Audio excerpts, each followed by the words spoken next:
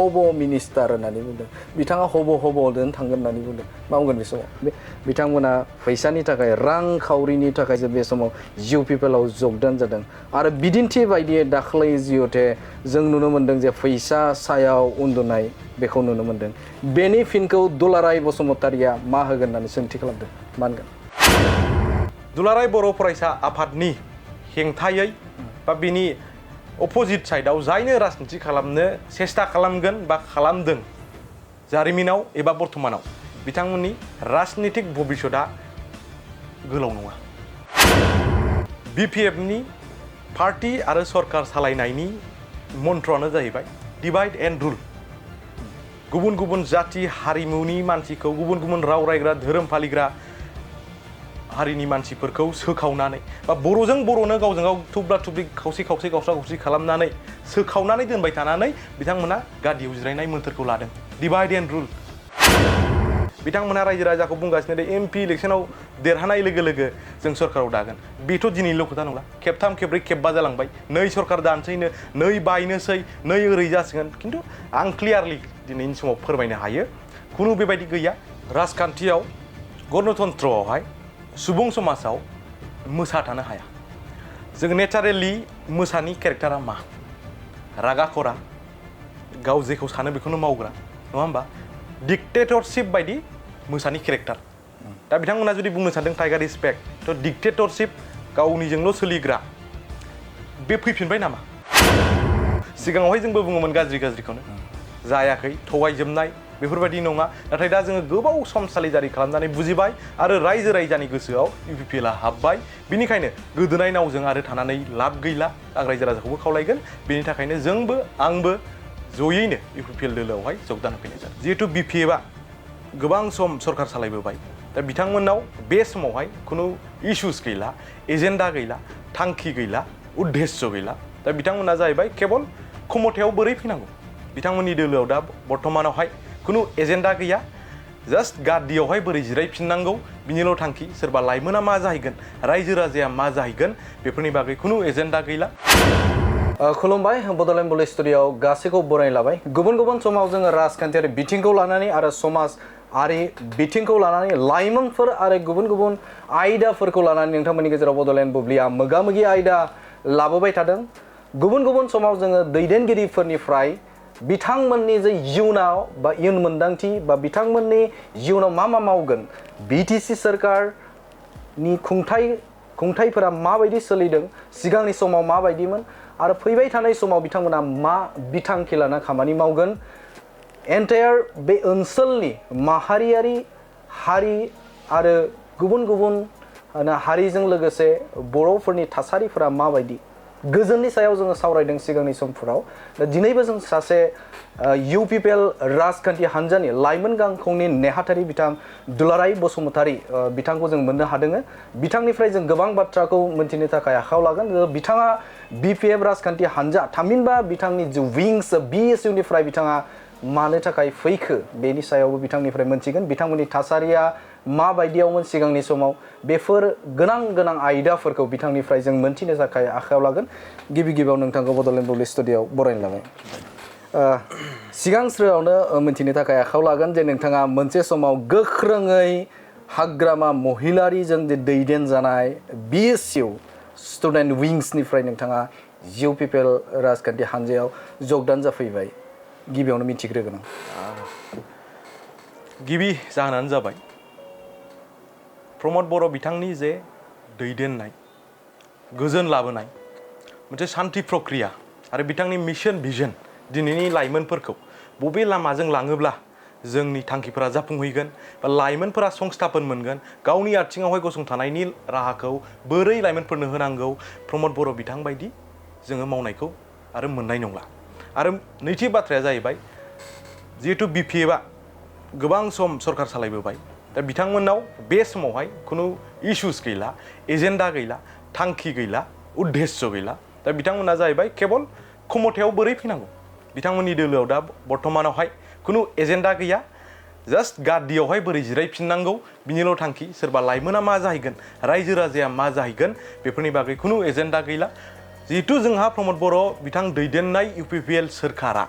दा लाइमोनफोरनि थाखाय रायजो राजानि थाखाय समाजनि थाखाय हारिमु जौगाहोनो थाखाय गेलेयारि बिथिङावहाय जौगाहोनो थाखाय जितु खामानिखौ मावगासिनोखा आरो जितु मोनसे शान्ति प्रक्रियानि गेजेरजों फैनानै दा जेरैबायदि लाइनावहाय सोरखारखौ सालायनांगौ बे लाइनाव सालायगासिनो बिनिफ्राय साबसिन आरो युथ्सखौ बोरै आकर्षित खालामनो हायो थ' जोंबो बिथांनि मिशन भिजन आरो मावनाय जे शान्ति लाबोबाय बिथाङा दा बिथांखौ मोजां मोननानै जों आकर्षित जादों जों गोबाव सम सालिजारि खालामदों बिथांखौ सिगाङावहाय जोंबो बुङोमोन गाज्रिखौनो जायाखै थगायजोबनाय बेफोरबायदि नङा नाथाय दा जोङो गोबाव सम सालिजारि खालामनानै बुजिबाय आरो रायजो राजानि गोसोआव UPPLआ हाबबाय बिनिखायनो गोदोनाय नावजों आरो थानानै लाब गैला आं रायजो राजाखौबो खावलायगोन बेनि थाखायनो जोंबो आंबो जयैनो UPPL दोलोआवहाय जगदान होफैनाय जादों जों नुनो मोन्दों नोंथाङा जिहेतु हाग्रामा महिलारिजोंनो खाथिथारावनो थानानै नोंथाङा खामानि मावदों आरो गुबुन फारसेनो BPF राजखान्थि हान्जानि दैदेनगिरिफोरजों नोंथाङा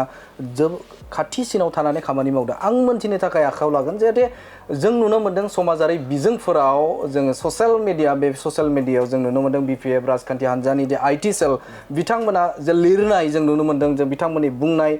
बेवहाय जों नुनो मोन्दों जे बेवहाय बिथांमोना बुङो जे टाइगार इज बेक होननानै बाथ्रा बुङो नाथाय गुबुन फारसेजों जों जुदि नोजोर होयोब्ला नोंथांमोनानो बुंदों जे BPF राजखान्थि हान्जानिफ्राय नागारनानै नोंथांमोना UPPLआव जगदान जादों आरो बै समाव नोंथांमोना बुंदों डेम'क्रेसि गैया होननानै बाथ्रा बुंदों MCLA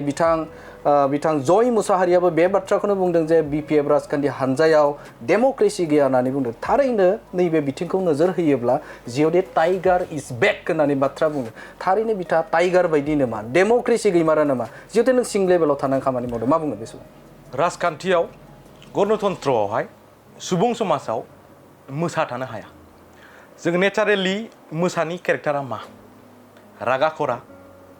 गाव जेखौ सानो बेखौनो मावग्रा नङा होमबा डिक्टेटरशिप बायदि मोसानि केरेक्टार दा बिथांमोना जुदि बुंनो सानदों टाइगार इज बेक थ' डिक्टेटरशिप गावनिजोंल' सोलिग्रा बे फैफिनबाय नामा दा बैखौ समाजा बोरै गनायगोन दिनैनि समावहाय समाजा जोंनि रायजो राजा आइ आफाया मोनसे शान्ति परिबेस लुगैदों गोजोनखौ लुगैदों आरो सोरबा बावहाय राजा बायदि फैनानै सासन खालामबावनो जुदि हास्थायदोंब्ला दिनैनि रायजो राजाया बेखौ एलाउ होआ दिनैनि रायजो राजाया बेखौ नासयदों बिनि थाखायनोथ' दिनैनि समाव BPFआ बेकफुटआव थानो गोनां जादों दा बेवहाय खुनु माने मोनसे राहा गैला जे BPFआ खुमथायाव फैफिननो बिथांमोना रायजो राजाखौ बुंगासिनो दे MP इलेक्सनाव देरहानाय लोगो लोगो जों सरकाराव दागोन बेथ' दिनैनिल' खोथा नंला खेबथाम खेब्रै खेबबा जालांबाय नै सरकार दानसैनो नै बायनोसै नै ओरै जासिगोन खिन्थु आं क्लियारलि दिनैनि समाव फोरमायनो हायो खुनु बेबायदि गैया आरो जोंनि NDAनि UPPLनि केन्डिडेट मानव गिदिर जयन्त बसुमतारिनि दैदेननाया गोबां भट लानानै जोंनि दा चेलेन्जआ देरहानाय जेननाय नंला बांसिन भट लानानै देरहानो हानायावसो फैबाय जों देरहाखाबाय अलरेडि दा जोंनि चेलेन्जआ मा जोङो आसामनि गेजेरावनो नर्थ इस्टनि गेजेरावनो जयन्त बसुमतारिखौ बांसिन भट मार्जिन लानानै देरहानोसो UPPL दोलोआ दा खामानि मावगासिनो दं जिहेतु बुंदों नोंथाङानो जे बुंदों जिहेतु नैबे समाव डेम'क्रेसि गैया होननानै बाथ्रा बुंदों जिहेतु सुबुंखान्थि जे सोलिया होननानै बुंदों BPFआव थारैनो बिथाङा गावनि बाथ्राखौल' बुङोमोन गुबुननि खोन्था खोनासङामोन नङा जिहेतु नोंथाङा हाग्रामा महिलारिजोंनो सेरावनो थानानै खामानि मावदों मा बुंनाय समाव आं बांद्राय गोथौआव बुंनो थांला बेबायदि लाइनाव खामानि मावनायनि थाखायनो दिनैनि समाव बिथांनिनो आगदा आखाइ BTCनि सासे सागानगिरि मानव गेदेर चन्दन ब्रह्म बिथांनिफ्राय गोजान जालांनानै दिनै UPPL दोलोआव जगदान जाबाय बिथांनिनो MCLA सालबारि समस्तिनि मानव गेदेर जय मुसाहारि बिथाङा दिनै BPF दोलोआव जइन जाफैबाय मानो जइन जानांखो जुदि सासे गियानि केपासिटि गोनां मावनो हाग्रा जायहा कन्ट्रिबिउसन दङ दोलोआवहाय समानैनो सासे BTCनि सृष्टिकारि बिथांमोननि खोथाया जुदि सोलियाब्ला बिथांमोननि साजेसना सोलियाबा वान मेन आर्मि हिसाबै खामानि मावलांनो सानोब्ला बियो बोरै जागोन बेखौ गनायनो हाया दा बिनि थाखायनो दिनैनि समाव चन्दन ब्रह्म बिथां जय मुसाहारि बिथांमोनहा BPF नागारनानै थांनायनि जाथायफोर बिश्वजित दैमारि मानव गेदेर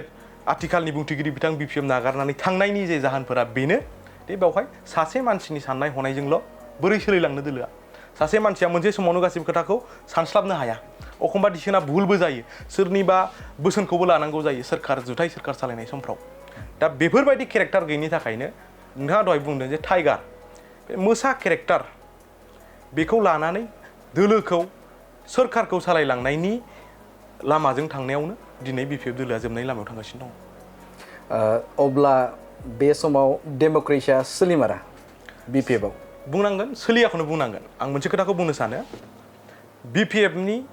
पार्टी आरो सरकार सालायनायनि मन्त्रआनो जाहैबाय डिवाइड एन्ड रुल गुबुन गुबुन जाति हारिमुनि मानसिखौ गुबुन गुबुन राव रायग्रा धोरोम फालिग्रा हारिनि मानसिफोरखौ सोखावनानै बा बर'जों बर'नो गावजों गाव थुब्ला थुब्लि खावसे खावसे गावस्रा गावस्रि खालामनानै सोखावनानै दोनबाय थानानै बिथांमोना गादियाव जिरायनाय मोन्थोरखौ लादों डिवाइड एन्ड रुल जायखौ ब्रिटिशफोरासो बाहायोमोन खिन्थु दिनैनि समाव रायजो राजाया बेखौ नासयदों आरो इउपिपिएल दोलोनि मानाव गेदेर प्रमद बर' सारनि मोन्थोरा जाहैबाय इउनाइट एन्ड रुल बिभिन्न जाति जनगोष्ठीखौ लानानै बर'फोरखौ खौसेनो लानानै बिथाङा राजनिति खालामलांनो लुगैदों जायनि जाउनावहाय मोनसे समाव राजनितियारि सुथुरबाबो दिनैनि दिनाव मानाव गेदेर चन्दन ब्रह्म बिथांखौ दिनै इउपिपिएल दोलोआव बरायनानै लाबाय मोनसे समावहाय राजनितिक भाबै गुबुनबाबो दिनै जय मुसाहारि बिथांखौ गनायनानै लाबाय जोंखौ गनायनानै लाबाय मोनसे इनक्लुसिभ परिबेस जायाव बयबो थानानै खामानि मावनो हायो इउनाइट एन्ड रुल बिथाङा बे मोन्थोरखौ लानानै खामानि मावगासिनो दङ बिपिएफनि डिवाइड एन्ड रुल पलिसि बाहायबाय थानायनि थाखायनो जोंनि ओनसोलाव जोंनि हालामाव गुबुन गुबुन जाति धोरोमनि मानसिखौहाय ज' खौसेयै लानानै खामानि मावलांनो हायैयावनो गुबुन बायदिसिना जाथाय जालांनो थांबाय बर'नि गेजेरावनो बर'जों बर' गोबां जाथाय जानानै थांबाय नाथाय दिनैनि समा बिदि गैला दिनै प्रमद बर' बिथांनि दैदेननायाव 100% नङाब्लाबो दिनै सान्थिया फैबाय जों बयबो गोसोनि साननायफोरखौ बुंनो हायो दिनै अपेन पलिटिकेल एक्सप्रेसन जों होनो हायो जों दिनै अबे पार्टी खालामनो गोसो बायदि खालामनो हायो जोंनाव दिनै गोजोन फैबाय खुनु हिंसायारि जाथाय जों नुनो थांला मेजर हिंसायारि जाथाय जोंनावहाय नुनो थांला दा बे जिहेतु इउनाइट एन्ड रुल पलिसिखौहाय जोंहा मानाव गेदेर प्रमद बर' सार बिथाङा आजावनानै खामानि मावलांगासिनो दङ बेखौनो आकर्षित जानानै दिनै लोब लोब लाइमोनजों लोगोसे रायजो राजा गुबुन गुबुन राव रायज्लायग्रा धोरोमनि सुबुंफोरा दिनै इउपिपिएल दोलोआव लोब लोब फैगासिनो दङ आखाइ हमफैगासिनो दङ जइन जाफैयाखैबाबो मरेलि जोंखौहाय समर्थन होगासिनो दङ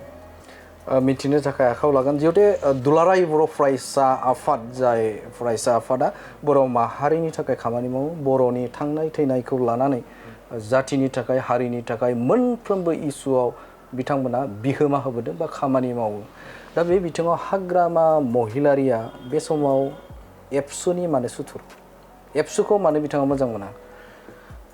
बिथाङा एबसुखौ मानो मोजां मोना आं बिनि बेक्तिगत भाबै बिथाङा मा सानदों आं बेखौ मिथिया नाथाय दिनै बर'नि जे मुभमेन्ट जागायजेननायनिफ्रायनो दिनै दुलाराय बर' फरायसा आफाद एबा सुंद'यै एबसु बिनि दैदेननायावनो जाबोदों बर'फ्रा उपेन्द्रनाथ ब्रह्म बिथाङाबो दुलाराय बर' फरायसा आफादाव थानानैनो हारिखौ दैदेनबोदों जोंहा गोबां दैदेनगिरि बिथांमोन दं जायफोरा एबसुनि प्लेटफर्माव खामानि मावनानैनो हारिखौ नेतृत्व होबोदों दानि बिटिआरनि मानाव गेदेर चिफ प्रमद बर' बिथाङाबो दुलाराय बर' फरायसा आफादाव थानानैनो खामानि मावबोदों मानाव गेदेर लरेन्स इस्लारि बिथाङाबो दुलाराय बर' फरायसा आफादावनो थानानै खामानि मावबोदों आरो जारिमिनानो फोरमायो जे दुलाराय बर' फरायसा आफादनि हेंथायै बा बिनि अपोजिट साइडआव जायनो राजनिति खालामनो सेस्था खालामगोन बा खालामदों जारिमिनाव एबा बर्तमानाव बिथांमोननि राजनितिक भबिष्यतआ गोलाव नङा अब्ला हाग्रामानाबो जोबस्रांलांनायनि लामायाव दं नामा नुहुरो नामा थारैनो जोङो बुंनांगोन हारिखौ बोखावनानै माहारियारि आफादखौ गाज्रि गाज्रि बुंनानै सोरबा हारिनि दैदेनगिरिखौ गाज्रि गाज्रि बुंनानै दिनैनि समाव राजनितिया जाला आरो दिनैनि समाव रायजो राजाया सोरनिबा मोजां गाज्रिखौ नायहरनो बेक्तिगत जिबननि मोजां गाज्रिखौ बिजिरबाय थानो सम गैया दिनैनि बिटिआर सोरखारा इन्डिभिजुवेल बेनिफिसियारि स्किम्सफोरखौ बांसिन लानाय जों नुनो मोन्दों दिनैहाय माइनाव सोरां बिथांखिनि गेजेरजों गोबां आइजोफोरा दिनै लाभान्वित जादों बा मुलाम्फा जादों आलारि सोरां बिथांखिनि गेजेरजों दिनैहाय गोबां जोंनि दाब दाब गामिफोराव गिर्जा न' मन्दिर खेराइसालि बाथौ मन्दिर बा गुबुन जोंहा धार्मिक मोनसे अनुस्थान जोङो दिनै गायसंनो हादों दिनैहाय बिटिआर सोरखारनि नाजानायावहाय फार्मार्स प्रडिउसार जे एफपिसि होनो दिनैहाय 1,50,000 जोङो बिथांमोननो हरनो हादों दिनैहाय जोंनि बिटिआर हालामनि फ्रायै 10,000 सेल्फ हेल्प ग्रुपफोरनो जोङो दिनैहाय राङारि अनसुंथाइ हरनो हादों जोङो दिनै फरायसाफोरनो गियान सोरां बिथांखिनि गेजेरजों साफायाव 5,000 रां जोङो हरनो हादों बेफोरबायदिनो जोंहा इन्डिभिजुवेल बेस्ट फ्लेगशिप स्किम्सनि गेजेरजों जोंनि रायजो राजाया दिनै मुलाम्फा मोन्दों रायजो राजानो माखौ नांगौ रायजो राजाया क्ररपति जानो लुगैयाखै बिथांमोननि बेसिक रिक्वायारमेन्ट जेराव जायहा जिउ दैदेनलांनायाव गोनांथार बेखौ दिनै बिटिआर सोरखारा बानायना होगासिनो दङ लामा दालाङाथ' जालांगासिनोखा नाथाय दिनै इन्डिभिजुवेल हिसाबैबो न'खरबो जोंहा दिनै मुलाम्फा मोनगासिनो दङ बुंनो थाङोब्ला जोंहा अरुणोदय न'खर मोनगासिनो दङ आरो आं बुंनो थांगोन मुलुगाव जेसेबां दावहा जादों हाखौ लानानैनो जादों दा दिनै जोंनि बिटिआर सोरखारा बेसेबा गोबाव उनावहाय हानि जेंनाखौ लासैनो सुस्रांलांगासिनो दङ फ्रायैनो सुस्रां जाबाय नोंथाङा साहा ओनसोलाव थांनानै सोंहै दिनै बिथांमोनहा जोबोद गोजोननाय फोरमायदों जे बिथांमोनहा हानि खामानिया हा फाट्टा मोनबाय बिथांमोननि गोसोआवहाय मोननाय मोननैखौ दोननानै जे बिथांमोननि हा फाट्टायादि जाबाय बिथांमोनहा बिनिफ्राय देरसिन गोजोननाय गैला होननानै जोंनो फोरमायहरदों मोनफा बेफोर बिदिन्थि नोंथांनिफ्राय आं मिन्थिगोन जिहेतु जों नुनो मोनदों जे बिटिसि आरो बिटिआर आथिखालनि बिटिआर बेवहाय फंसे बाथ्राखौ जों जुदि सुंथाबै जुदि बुङोब्ला बिपिएफनि गोबां दैदेनगिरिफोरानो इभेन बेवहाय मुनमुन ब्रह्म बिथाङाबो मोनसे समाव बुंदोंमोन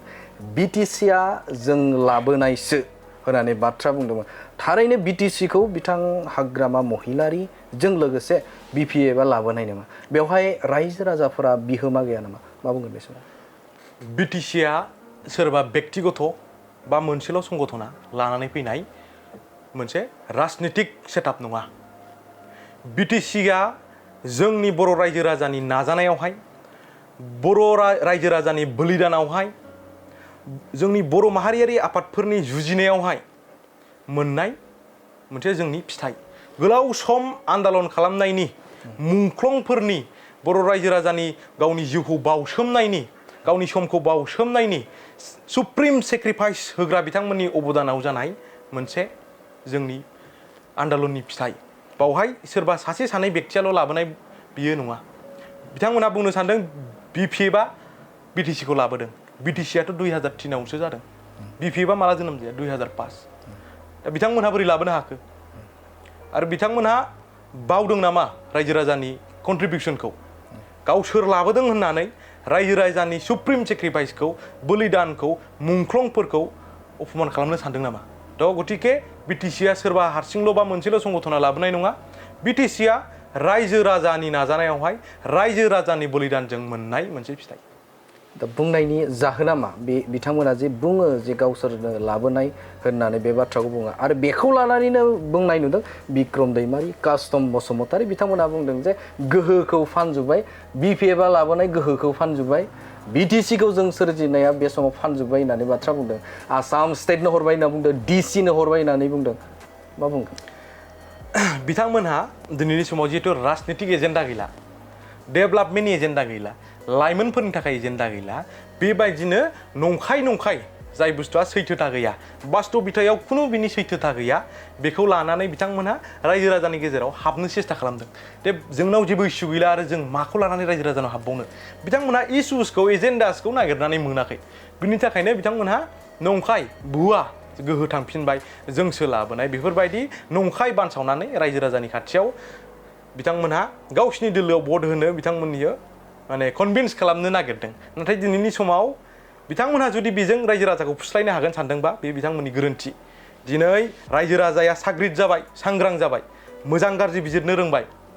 बे समाव बिथांमोननि बेफोरबायदि एजेन्डासा जेबो खामानि होआ आरो बियो बिथांमोननि गादियाव जिरायनो मोनसे नेगेटिभ प्रपेगेन्डा बुंनायखौ नुनो मोनबावदों बिसायख'थि फोसावदिं मेलावनो बिथांमोना बुङो जे फंसे बाथ्राखौ जे बिथांमोना बुङो जे बे समाव बिटिआर गोजोन गोरोबथा जाखांनायनि उनाव रन्जन दैमारिया जेलाव थाबाय रन्जन दैमारिजों लोगोसेनो गोबां दैदेनगिरिफोरा 52 जननिबो सायाव बे समाव जेलाव दङ आरो बेनि अनगायैबो गोबां केसेसफोरा बे समाव नांनानै दङ बारग' एनडिपिफोरनाव दा बेफोरखौ बख'नो थाखाय बिपिएफनाव भट हो आरो बेनि अनगायैबो बिपिएफनि नैबे एनडिबिफोरनि जे दैदेनगिरिफोरनि जेंना जेंगोनाफोरखौ सुस्रांनो थाखाय थिसनथाइ होनायनि थाखाय लाइमोनफोरनो साख्रि होनायनि थाखाय बे समाव बिपिएफनो भट होननानै बुंदों थारैनो बिथांमोना बे खामानिखौ मावनो हागोन नामा जोंनि दावहारु बिथांमोनखौ दावहारु जोहोलावफोरखौ लानानै राजनिति गेलेनाय बा राजनितिक बिथिङावहाय खोथा बुंनाया थिग नङा बियो थिग नङा बिथांमोनहा गोलाव सम जुजिबोदों बिटिआर सुक्ति जानायनि सिगांनो मानाव गेदेर रन्जन दैमारि बिथाङा अलरेडि कनभिक्टेडमोन गोबां खोथाखौ राजुहुवा भाबै हारि हिसाबै बुंजाया दा आं बेखौ बुंगोन बिथांमोननि केसआ जिहेतु सिगां जानायमोन बियो खेबसेयैनो जोबनानै थांग्रा बुस्थु नङा बिएलटिनि केसआबो खेबसेयैनो जोबनानै थाङाखै लासैयै मोनसे समसिमाव जोबलांगोन जोंनि बिटिआर सोरखारा बेखौ लासैनो सलुसनसिम लांगोन आंहा बेयाव फोथायनाय दं नाथाय आङो दावहारुफोरनि खोथाखौ लानानै दावहारुफोरनि इस्युसखौ लानानै राजनितियारि मुलाम्फानि थाखाय बेफोरबायदि खोथा बुंनायाव आङो सेहमत नङा बहाय आंनि गनायथि गैया बिथांमोना सुप्रिम सेक्रिफाइस होदों बिथांमोननि थाखाय जोङो खामानि मावलांनांगौ बिथांमोनखौ जोङो संस्थापन खालामफिननांगौ दा बिटिआर सोरखारा सेन्ट्रेल गभर्नमेन्टआ बिथांमोननो 4 लाख करियै अनसुंथाइबो होदों दा दावहारुफोरखौ लानानै राजनितियारि बिथिङावहाय बाथ्रा बुंनाया थिग नङा आरो आं बेखौ बुंनो साना नोंथांनिफ्राय मोनथिगोन जिहेतु नोंथाङा हाग्रामा महिलानि खुंथायखौबो नोंथाङा मोजाङैनो मिथिबाय प्रमद बर'नि 3 बोसोर खुंथायखौबो नोंथाङा मोजां मिथिबाय एज ए दैदेनगिरि हिसाबाव नोंथाङा सोरखौ प्रिफारेन्स होगोन सोरखौ नोंथाङा साबसिन दैदेनगिरि होननानै सानो हारिखौ लिड खालामलांगोन बा जातिखौ बिथाङा खामानि मावोबा नोंथांनि नैबे समाव लुबैनाय सोरखौ नोंथाङा मोजांसिन मोनो आङो सिगांनि खोथाफोरखौ बे समाव रायखांनो गोसो गैला नाथाय दिनैनि बे मुगायाव दिनैनि बे डिजिटेलाइज मुगायावहाय प्रमद बर' बिथांनिफ्राय आरो साबसिन जोंनि बिटिआरखौ जोंनि हारिखौ नेतृत्व होलांनो हानाय व्यक्ति जोंनि जायगायाव आं दा नुथ'वाखै दा बेनिखायनो जोङो साफ्रोमबो हारि हिसाबै खौसे जानानै जोङो राजनितिक बिथिङाव आवगायलांनांगौ जोंनि बर'नि पलिटिकेल एक्जिस्टेन्सखौ जोङो माबोरै लाखिनो हागोन जों बिनि थाखाय खामानि मावनांगौ दा प्रमद बर' बिथांनि पलिसि बायदियै थाङोब्लासो जोंनि बर'नि पलिटिकेल एक्जिस्टेन्सआ थाहैगोन राजनितिक बिथिङाव जों जाफुंसारहैगोन समाजारि बिथिङाव जों जौगाहैगोन दिनै बिथांनि दैदेननायाव हारिमुवा मोनसे बेसेबाबा गोजौ मर्यादासिम सफैबाय रावा बेसेबा गोजौ मर्यादासिम सफैबाय बिथाङा एग्रिकालचारेल फिल्डआव जोबोद गोसो होनायखौ जों नुनो मोन्दों बिथाङा कालचारेल फिल्डआव गोसो होनायखौ जों नुनो मोन्दों आरो बिसेसकै एडुकेसन आरो स्पर्ट्स गले गले बुंनांगोन नुफेराखैमोन बा सानफेराखैमोन दे जोंनि क'क्राझार सोहोरनि खाथियाव थानाय साइ फिल्डआव बेफोरबायदि बेसेबा गोजौ मर्यादानि ISPL मोनसे स्पर्ट्स इभेन्ट बिदि जानानै थांगोन शक जादों सोमोनांदों दिनै दे जोंनि खुंथाय गावारि खुंथायाबो बिटिआरआबो बेफोरबायदि मोनसे लेभेलनि स्पर्ट इभेन्ट लाबोनो हाबाय बेवहाय जोंनि लकेलनि गोबां गेलेगिरि बिथांमोनहा सुबिदा मोन्दों बिदिनो जोङो स्पर्ट्स फिल्डआवहाय गेलेनाय फिल्डआवहाय गोबां गोसो होनायखौ जों नुनो मोनगासिनो दङ आरो एडुकेसन जोंनि दा मानाव गेदेर प्रमद बर' दैदेननाय बिटिआर सरकारनि समाव कुनु फांफुं बायदिसिना मेला जानायखौ जों नुनो मोननाय नङा माखौ नुनो मोनगोन जोंनाव एडुकेसननि मेला जागोन जोंनाव गियान होनो थाखाय जोंनाव मेला जागोन जोंनाव हारिमुखौ जौगाहोनो थाखाय थुनलाइखौ जौगाहोनो थाखाय मा लानांगौ मा प्रग्राम लानांगौ बे प्रग्रामा जोंनाव जागोन लिटारेरि फेस्टिभेल जानानै थांबाय नलेज फेस्टिभेल जानानै थांबाय बेफोरो मोनफा मोनफा बिदिन्थि दे जोंनि समाजा लासैनो गुस्लायबोगासिनो दङ खोमसि मुगाखौ गारनानै जोङो सोरांथिं आवगायलांगासिनो दङ बेफोरनो मोनफा मोनफा बिदिन्थि जिहेतु नोंथांनिफ्राय मोनथिगोन बे समाव बिएसइउआव दा सोर थाबोखो जाखिनि मेजर रल प्ले खालामग्रा दैदेनगिरि दंमोन जोंखौ लाफानानै बिथांमोनाथ' गैलायानो दा सोरबाफोर थाबोबावदोंब्ला बिथांमोनहाबो माने बै मख'जालायनाय अबस्थायाव गैला आं बिथांमोननि बारै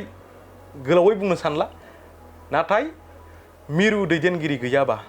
गुदिया गैयाबा बिजौआ बोरै थांनानै थागोन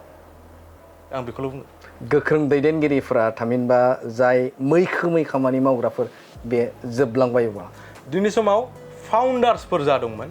बे जोबलांनो थांगासिनो दङ सेन्ट्रेल हिसाबैथ' फ्राय जोब्बायानो डिस्ट्रिक्ट हिसाबै जोंहा चिरां जिल्लानि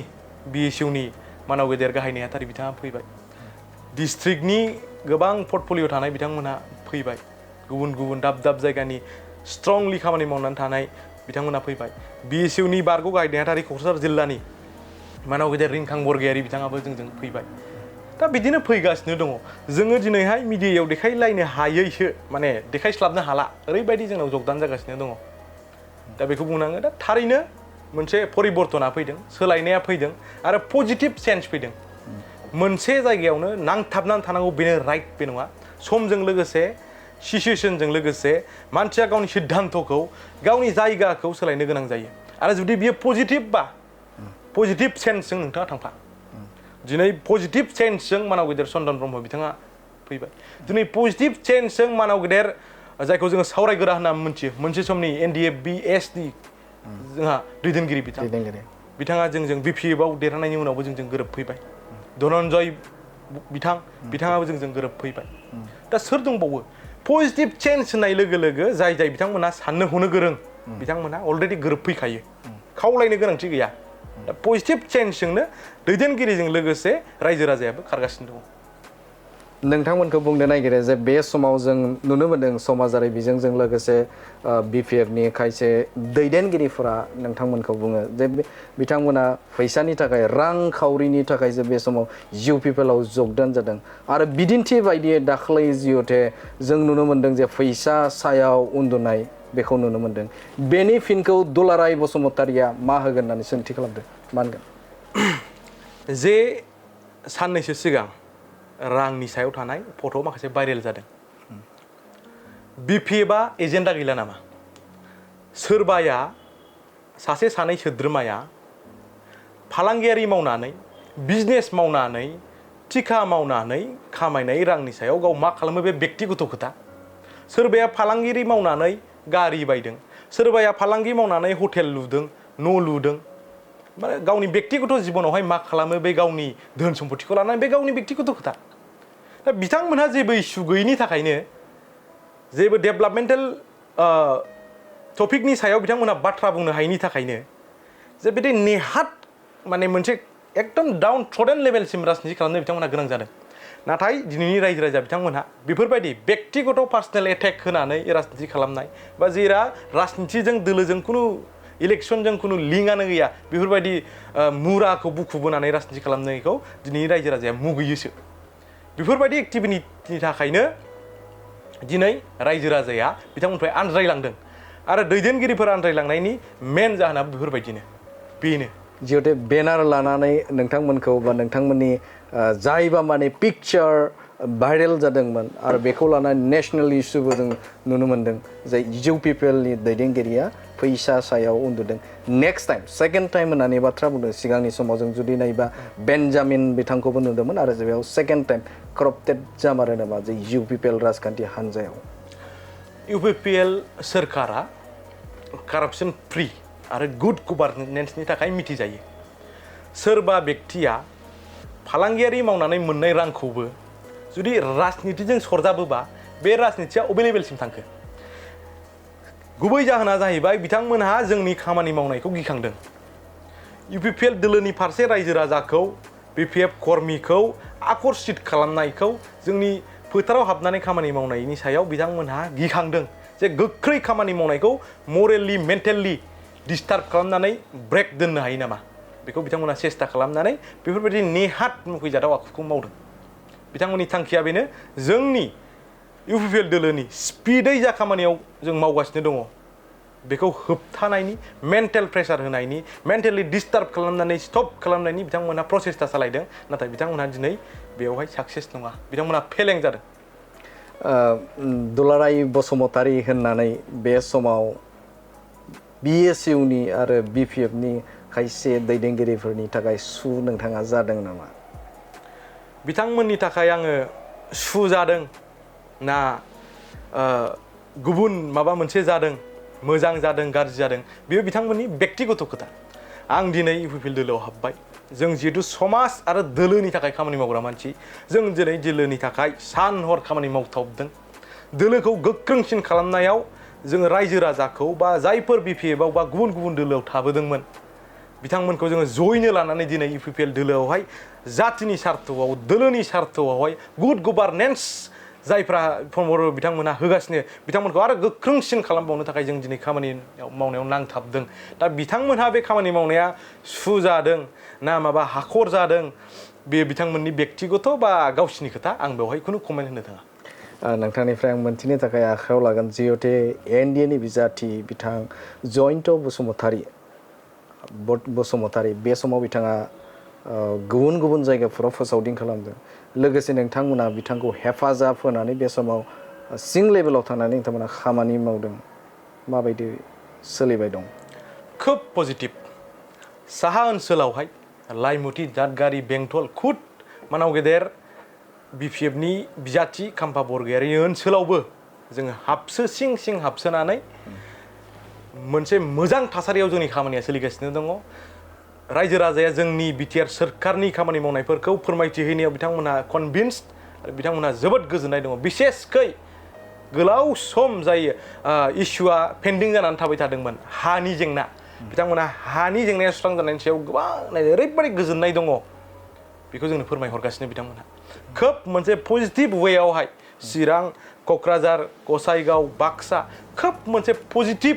रिस्पन्स जों मोननो थांगासिनो दङ बेहाय बुंनो नागिरो जे बिपिएफ राजखान्थि हान्जानि दैदेनगिरिफ्राबो बे बाथ्राखौ बुङो जे 2निफ्राय 3 लाख भट मोननानै खाम्फा बरगयारिया देरहासार जागोन होननानै बुङो आरो गुबुन फारसेजों जयन्त बसुमतारी थामहिनबा नोंथांमोन इउपिपिएलआनो बे समाव बिथांमोनाबो बुङो जे 2निफ्राय 3 लाख बा 3निफ्राय 4 लाख मोननानै देरहासार जागोन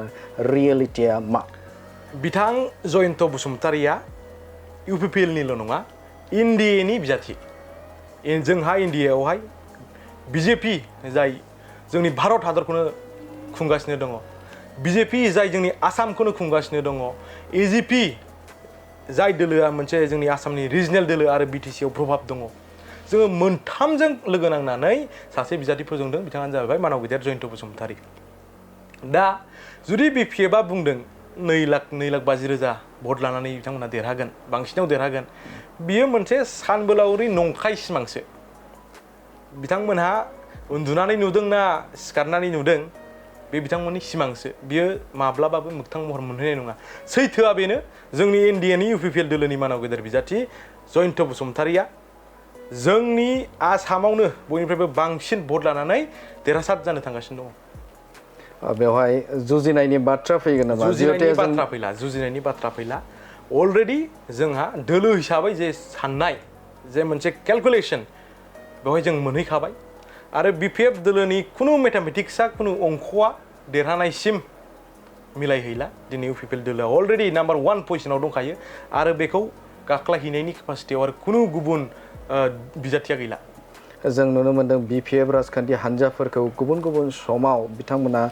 लाइमोनफोरखौ लानानै मोनसे थुलुंगा बाथ्रा बुंनायखौ नुनो मोन्दों जे बिथांमोना पावाराव फैफिनोब्ला लाइमोनफोरनो थिसननाय होगोन होननानै बाथ्रा बुंदों जेरै साख्रि बाख्रि होगोन होननानै बाथ्रा बुंदों आरो गुबुन फारसेजों बे समाव बिटिआरनि खुंगिरि प्रमद बर'आ लाइमोनफोरनि थिसनथाइनि थाखाय मोनसेबो साख्रि बिथांमोना मोनसेबो थिसनथाइ होनो हायाखै होननानै बाथ्रा बुंदों नोंथाङा सासे लाइमोननि नेहाथारि महरै खामानि मावबाय थादों लाइमोनफोरखौ बबे दिगजों लांनो नागिरदों बिपिएफआ जे बुंनाय राव लाइमोनफोरखौ थिसनथाइ होगोन बायदिसिना होगोन बियो मोनसे नंखाय प्रतिश्रुति बा नंखायै फोलानानै लाइमोनफोरखौ बिथांमोना गावसिनि दोलोआव लाबोनायनि मोनसे भुवा प्रतिश्रुति नंखाय फोथायनाय होनानै लाइमोनफोरखौ बिथांमोना दिनै गोदाव सोराव गोजाव होनो सेस्था खालामगासिनो दङ आरो जेखौ बिथांमोनहा एलिगेसन लाबोदों बे बिटिआर सोरखारा दिनैसिम साख्रि होआखै बिथांमोनहा अफिसाव रेकर्ड दिहुननानै नाय दिनैसिम साबेसे फोरोंगिरिफोरखौ थिसनथाइ होखो दिनै साबेसे टिचिं नन टिचिं स्टाफआवहाय बिथांमोनहा दिनै थिसनथाइ होखो गुबुन गुबुन बिफानफोराव साबेसे थिसनथाइ होखो बिथांमोनहा अफिसियेलि डाटाखौ दिहुननानै खोथाफोरखौ बुं ओरैनो आनला सानला नंखाय खोथा रायजो राजानि सिगाङाव बुङोब्ला बिथांमोनहा बेनि फिथाइखौ सानसे मोनहैगोन आरो दिनैनि समाव जे प्रमद बर' बिथांनि बिटिआर सोरखारा जे साख्रि थिसनगासिनो दङ गदसेबो रां होआलासिनो थाइसेबो थाखा घुस होआलासिनो बिथांमोनहा दिनै मोनसे मेरिट बेसिसाव जयगथा बेसिसावहाय बिथांमोनहा दिनै साख्रिखौ मोनदों मोनसे समाव मा परिबेस दंमोन साख्रि माने माथि बिक्रि होननाय राव फैबायमोन जे रां होआबा साख्रिखौ मोना बे फोथायनाया रायजो राजानाव फैबायमोन नाथाय दिनै सान्ति सुक्ति जाखांनायनि उनावहाय प्रमद बर' बिथाङा दोलोखौ दैदेनलांनायनि उनावहाय दिनै साख्रि होसोग्रानि सानखोआबो बांदों मानोना दिनैनि दिनाव जोंनि जे गुड गभार्नेन्स बिटिआर सोरखारनि बे सोरखारावहाय कुनु सासे बेक्तिया रां होनानै साख्रि लादों मोनदों होननो हानाय बेवहाय मानसि गैया थ' गुड गभार्नेन्सआ जोंनाव दिनै फैगासिनो दङ लाइमोनफोरा जायखौ हास्थायदों गुड गभार्नेन्स बेयो जों दिनै फैगासिनो दङ आरो प्रमद बर' बिथांनि जे थुलुंगाखांनाय जे हाबाफारिफोर लागासिनो दङ दा बे हाबाफारिफोर लाखांनायनि उनावहाय आरो कुनु बुजिनो हानाय लाइमोनफोरा थाबोबावगोन आं बेखौ सानला मोनसे एनालाइज नोंथांनिफ्राय आं मोनथिनो थाखाय आखायाव लागोन जे हाग्रामा महिलारिया 17 बोसोराव दिनैसिम थामहिनबा जेब्लासिम 2020 सिम बिथाङा सोरखार सालायबाय बिटिसिनि जौगाथायनिफ्राय लानानै गुबुन गुबुन बिथाङा खामानि मावबोबाय बे लेभेलाव बिथाङा मावदों दा प्रमद बर'आ 3 बोसोर जाबाय फैगौ 15 बोसोरसिम थामहिनबा 17 बोसोरसिम माबायदि दिगजों प्रमद बर'आ लांनो हागोन होननानै नोंथाङा सानो आङो मानाव गेदेर बिपिएफनि आफादगिरि जुदि सम होयोब्ला मानाव गेदेर बिपिएफनि आफादगिरि हाग्रामा महिलारिया मावथ्राखै होननानै आं बुङा मावदों मोनसे समसिम थिगैनो दंमोन लासैनो लाबोदोंबो सम लायो डेभेलपमेन्टेल संस्थाफोर लाबोनायावहाय इनस्टिटिउसनफोर लाबोनायावहाय सम लायो बिथाङा मावबोदों मोनसे समसिम लाबोदोंमोन मोनसे समसिम थिगैनो दंमोन आं एथ' गोथौसिम थांला नाथाय दिनैनि समावहाय बिथांनि समजों रुजुनो हाला दिनै मोनसे सान्ति सुक्तिनि गेजेरजों मोनसे सान्ति परिबेस फैबाय आरो जिहेतु सुक्तियाव थानाय सुक्तिखौ मावफुंजोबनो थाखाय सम नांगौ दिनै बे सुंद' समावहाय जाय सेरावहाय नै सरकार सिफायनोसै नै ओरै खालामसै मोनसे सरकारखौ एवथुबाय थानाय खामानि जेरावहाय बिथांखौ डिस्टार्ब होबाय थादों जेरावहाय कर'ना कालजों बिथाङा भुगिबोनांदों बिथाङा बुंनो थाङोब्ला 3 बोसोरावहाय 1 बोसोर खावसे बोसोर समखौल' बिथाङा खामानि मावनो मोन्दों मोजाङै बेसे सुंद' समावनो बिथाङा गोबां दिनै संस्था लाबोबाय इनस्टिटिउसन्स लाबोबाय जोंनि रावा मोनसे लेभेलसिम गनायथि मोनहैबाय दिनै बिटिसि सुक्तिया 2003 आव जादोंमोन नाथाय बड'लेण्ड इउनिभारसिटिया बबे समाव जाफुंफैया दिनै सिआइटिआ बबे समाव जाफुंफैया दिनै बिनेश्वर ब्रह्म इन्जिनियारिं कलेजआ बबे समाव जाफुंफैया स' एकर्डआव थानायब्लाबो मावफुंहैनो मोनसे सम नांगौ समा लाखागोन सम नांगौ आरो 1.5 बोसोराव प्रमद बर' बिथाङा जाबायदि खामानि मावबाय बिथांनो आरो 15-17 बोसोर होनांगौब्लाथ' आरो बाव माने ओरैबायदि डेभेलपमेन्ट जाहैगोन बेखौ खुगाजों फोरमायनो हाया सुइजारलेण्डनिखौ मा डिफारेन्स बिबुंथि होगोन नोंथाङा बिथाङा सुइजारलेण्ड बुंनाय मानि सुइजारलेण्ड हादोर बादि माने गुसु बिबार बादि जाजोबथारबाय बे बिथांनि बुंनायनि मिनिङा बे नङामोन सुइजारलेण्ड बुंनायनि मिनिङानो जाहैबाय सान्ति दिनै नोंथाङा सुइजारलेण्ड हादराव गोजोन माने हिंसायारि जाथाय खोनायो नामा सान्ति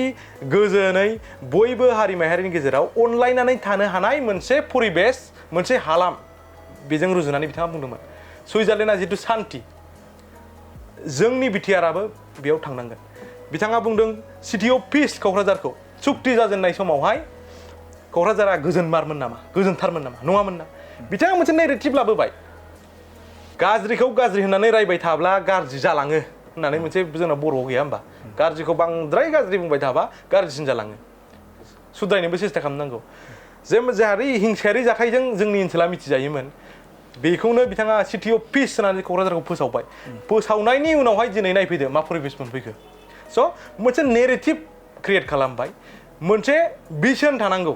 मोनसे प्लेन पलिसि दानांगौ खामानिखौ मावलांनो थाखाय दा बिथांनाव बियो पारफेक्टलि दङ आरो बे खामानिखौ इमप्लिमेन्ट खालामलांनो थाखाय बिथाङा सासे जयग' आरो पारफेक्ट बेक्ति 17 बोसोराव अब्ला सोलायथायखौ गोबां लाबोनायनि मोनसे आसा दं नामा सोलायनाया अलरेडि फैगासिनोखा आरो जिहेतु दा लाइमोनजों लोगोसे जोंनि रायजो राजाफ्रा जाबादि जोंनि बिटिआर सोरखारखौ प्रमद बर' दैदेननाय इउपिपिएल दोलोखौ जाबायदि समर्थन होगासिनो दङ बिथांनि सोरखारा गोलाव समसिम थांगोन आरो बै समसिमाव जोंनि हारिनि ओनसोलनि हालामनि हारिमुवारि समाजारि थुनलाइयारि गोबां जेंनाफोरा सुस्रांजालांगोन आरो जोंनि लाइमोनफोरा मोनसे गावनो गाव गसंनो हानाय सास्टेनेबल डेभेलपमेन्टआ मोनसे जाहैगोन आंहा बेखौ मिजिं दङ जुदि चन्दन ब्रह्मनिफ्राय लानानै जय मोसाहारि आरो बेनि अनगायैबो जोङो गोबां एमसिएलएफोरा नर्थ इस्टनि जे टाइगार जायखौ जोङो बुङोमोन बिथां बिश्वजित दैमारियाबो बिपिएफ नागारबाय सम्भावना दंबावो नामा जे बिपिएफनि खायसे नेताफोरा बे समाव इउपिपिएल बा गुबुन दोलोआव बास्लायनायनि मोनसे सम्भावना दं नामा? थारैनो जिहेतु नोंथांमोनहा मख'लांखाबाय जाय बिथांमोनहा बिपिएफनिफ्राय आनज्रायलांबाय एमपि इलेक्सन जोबनाय लोगो लोगो बा फोसावनाय लोगो लोगो नोंथाङा सानथावनो हायै दैदेनगिरिफोरा जोंनि फिल्डआव फैगासिनो दङ। जोङो नुनो मोनदों बिथां चन्दन ब्रह्म बिथांखौ जेब्ला इउपिपिएल राजखान्थि हान्जायाव जेब्ला जगदान खालामदों जगदान खालामखांनायनि उनावनो बिथांनि एलिगेसन गोबां नुदों आरो बिथांखौ मोनसे खोथाखौ लानानै बाथ्रा बुंनायखौ जों नुनो मोनदों हब मिनिस्टार होननानै बुंदों बिथाङा हब'जों थांगोन होननानै बुंदों मा बुंगोन बे समाव? आंबो नुदों दा बिथांखौ जे हब मन्त्रि होनदों हब माने मा? हब'आ मोनसे असमिया सोदोब हब माने जागोन नङा होमबा? हब माने जागोन दा हब जायाबा खामानिफ्राव जागोन जायाबा न हब जानांगौ नामा? न हब माने नेगेटिभ हब माने जागोन बिथाङा खामानिखौ जाहोनो सेस्था खालामो बा जाहोनायनि लामायावहाय बिथाङा खोथा होयो बा खामानिखौ मावो जागोन हब माने जागोन न हब माने जाया बे मोनसे एसामिस शब्द नङा होमबा? जुदि बिथांमोना होनदों हब मन्त्रि जागोन मन्थ्रियाथ' पजिटिभ मोनसे राव न हब मन्त्रि जानांगौमोन नामा बिथांमोननि बायदिबा? बिथांमोना जेब्लायबो नेगेटिभखौसो हास्थायो नामा? हब माने जागोन न हब माने जाया दा हब माने जागोन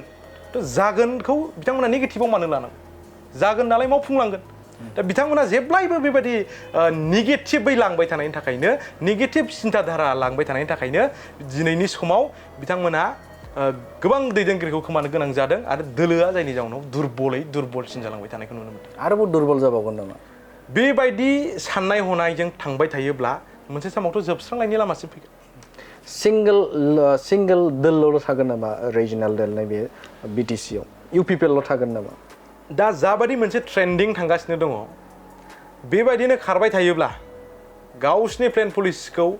जुदि सोलायाब्ला थारैनो नोंथां बुंनाय बायदि सिंगेलै थांगासिनो दं। लाइमोन भटार्सखौ मा खावलायगोन? 1 नं क'क्राझार लकसभानि जे लाइमोन भटार्सफोर दङ जिहेतु प्रमद बर'आ जौगाथायनि आरो लाइमोनफोरनि थाखाय खामानि मावदों नोंथाङा मख'बाय बे समाव मा खावलायगोन भटार्सफोरखौ लाइमोन भटार्सफोरखौ? आं बेखौनो खावलायगोन लाइमोन हिसाबै बबेबा मोनसे दोलोखौ समर्थन होनो बै दोलोआव हाबसोनानै खामानि मावथारनांगौ बे नङा। नोंथांमोनहा नोंथांमोननि भटनि गेजेरजोंबो नोंथांमोनहा राजनितियाव बाहागो लानो हायो आरो आं बिथांमोनखौ नैबे जे फैगौ बिसायख'थि बेवहाय आं बाहागो लानो खावलायदों बिसेसकै फार्स्ट टाइम भटार्स जिहेतु जोंनि बिटिआर सोरखार मानव गेदेर प्रमद बर' दैदेननाय जि सोरखार बे सोरखारा लाइमोनफोरनि थाखाय गोबां बिथांखि लागासिनो दं। आङो मोनसे मख'नो लुबैगोन सिड स्किल्ड एमप्लयमेन्ट मोनसे जे एन्टारप्रेनारशिप डिपार्टमेन्ट एक्सट्राखै जे मानव गेदेर प्रमद बर' दैदेननाय बिटिआर सोरखारा जागायबाय जायनि गेजेरजों जोंनि इयुथ्सफोरखौ स्किल्ड खालामगोन मावनो हानाय खालामगोन नङा होमबा? जेरै जोंनि लाइमोनफोरा सोलोंथाइखौ लादों नंगौ नाथाय गुबुन फिल्डआव बिथांमोनहा स्किल्ड बा सेमि स्किल्ड जोंनि इयुथफ्रा एसे खम। दा जोंनि जायगायाव जुदि माबा मोनसे इन्डास्ट्रि लाबोनांगौ जायोब्ला इन्डास्ट्रि फैयोब्ला माबा मोनसे संस्था फैयोबा इनस्टिटिउसन फैयोबा माबा मोनसे खामानि फैयोब्ला जोंनि मानसिया स्किल्ड जानांगोन नंगौना नङा? दिनै जोंनि जायगायावहाय गुबुन टेकनिकेल खामानिखौ गुबुन जायगानिफ्राय फैनानै मावगासिनो दङ। दिनै जोंनि गेजेरावहाय फ्लाइअभार बायदिसिना बानायनायफोरखौ बबेबा गोजान जायगानिफ्राय फैनानै दिनै मावनो बाध्य जागासिनो दं। मानोना जोंनि जायगानि मानसिफोरा स्किल्ड मानसिफोरा एसे खम। जोंनि जायगानि मानसिफोरा एडुकेटेड जाबाय गियान गोनां जाबाय सोलोंथाइखौ लाबाय नाथाय गुबुन फिल्डआवहाय खामानि मावनो थाखाय दासिमबो एथबां स्किल्ड नङा। दा बे डिपार्टमेन्टनि गेजेरजों प्रमद बर' बिथाङा लाइमोनफोरखौ स्किल्ड खालामनानै गुबुन बिथिङाव बिथांमोनहा एंगेज खालामनानै गावनि जिउखौ गोजोनै खुंलांनो बेबस्था खालामना होनो एबा राहा मोनसे खालामना होनो बिथाङा बे थांखिखौ लागासिनो दङ। बिनिखायनो जाय सोरखारा जाय दैदेनगिरिया लाइमोनफोरनि थाखाय सानदों लाइमोनफोरनि खोथाखौ बुजियो जाय बिथाङा फरायसा आफादाव गोलाव सम खामानि मावनानै फैबाय बिनिफ्राय साबसिन फरायसाफोरनि खोथाखौ आरो सोर बुजिनो हाबावगोन? बिथांमोना बेफोर खोथाखौ साननांगोन आरो आं फोथायो जे बिथांमोनहा जे बुजिखानाय रोंखा राखा लाइमोनफोर बिथांमोनहा बुजिगोन आरो बुजिनानै जोंनि इउपिपिएल दोलोआवनो मानाव गेदेर जयन्त बसुमतारीनो टेक्टारनि सावगारियावनो भटखौ होगोन होननानै आङो मोनसे आसा दङ मिजिं दङ नंगौ बिथाङानो जादोंमोन इउपिपिएल लाइमोन गांखंनि नेहाथारि बिथां दुलाराय बसुमतारी बिथांनिफ्राय जों गोबां बाथ्राखौ मोनथिनो मोनबाय बा बिथाङा फोरमायना होबाय नोंथांमोननो जे आथिखालनि जे सोरखार इउपिपिएल सोरखार थामहिनबा प्रमद बर'नि दैदेननाय जे सोरखारा माबायदि थासारियाव सोलिबाय दं आरो बिथांमोननि खामानि मावनायफोरा माबायदि आरो गुबुन फारसेजों नोजोर होयोब्ला बिथांनिफ्राय जों मोनथिबाय जे हाग्रामा महिलारिनि जे खुंथाय गोहो बा बिथांमोना माबायदि सरकार सालायलांदोंमोन बेनि सायाव मिथिबाय बिएसइउनि थासारिफोरखौबो जों बिथांनिफ्राय मिथिबाय लाइमोनफोरनि थाखाय बे समाव बिटिआर सरकारा मा बिथांखि लादों बेनि सायावबो बिथांनिफ्राय गोबां बाथ्राखौनो जों मिथिबाय बिसायख'थिनि सोमोन्दै थामहिनबा एनडिएनि बिजाथि जयन्त बसुमतारीनि आथिखालनि थासारिया भटार्सफोरनि बिबाङा माबायदि जानानै दङ बेनि सायावबो बिथांनिफ्राय गोबां बाथ्राखौनो मोनथिनो मोनबाय नैबे समाव नोंथाङा जे जोंनो बड'लेण्ड बुब्लिनो नोंथांनि बेसेन गोसा समखौ दान्दिसे जोंनो फैबाय बेनि थाखाय नोंथांखौ साबायखर बावो आंबो नोंथांमोनखौ आंखौ हांख्रायनानै बेवहाय खावलायनानै लाबोनानै जे समखौ जे माखासे खोथाफोरखौ बुंनो खाबु होनायनि थाखाय बड'लेण्ड बुब्लिखौ आङो आंनि गोसो गोरबोनिफ्राय साबायखर जासिनाय थाबाय गोजोनथाव खौरां बाजाज बाइक लानो गोसो गुदुं सुबुंफोरनि थाखाय गोजोनथाव खौरां क'क्राझार सहराव थानाय दावहारु अट' एजेन्सिया 27 मार्चनिफ्राय 30 एप्रिलसिम बिहु एन्ड ईद धामाका अफार आरो एक्सचेन्ज मेलानि गोबां खाबुफोर होगासिनो दं दावहारु अट' एजेन्सिनिफ्राय बायगिरि बिथांमोना 7,999 राङावनो लवेस्ट डाउन पेमेन्ट होनानै बाजाज बाइक लानो हागोन दावहारु अट' एजेन्सि श'रुमजों लोगोसे कारिगाव फेस्टिभ आउटलेट आरो दतमा फेस्टिभ आउटलेट आरो भटगाव फेस्टिभ आउटलेट ब्रान्च श'रुमाव होबाय थानाय बिहु एन्ड ईद धामाका अफार आरो एक्सचेन्ज मेलायाव फैनानै नोंथांनि लुबैनाय बाजाजनि बाइकखौ लांफैनो हागोन बाजाजनि बाइक सालायनो मोजां मोनग्रा रायजो राजाफोरनि थाखाय दावहारु अट' एजेन्सि श'रुमा बेनि अनगायैबो गोबां मोजां अफार लाबोदों बेफोर अफारफ्रानो जाबाय जेरै helmet free 5 litre petrol free आरो गासैबो मडेलनि एक्सचेन्ज खाबुआ एभेलेबल जागोन आरोबाव गुबुन मोनसे मोजां खाबुआ जादों 500 रां होग्रोनानै गोसोबादि बाइकखौ नोंथाङा आवगायना दोननो हागोन गोबां बाथ्रा मिथिबावनो थाखाय 600039878822018193 जानबुं नाम्बारनि गेजेरजों खौरां लाहरनो हागोन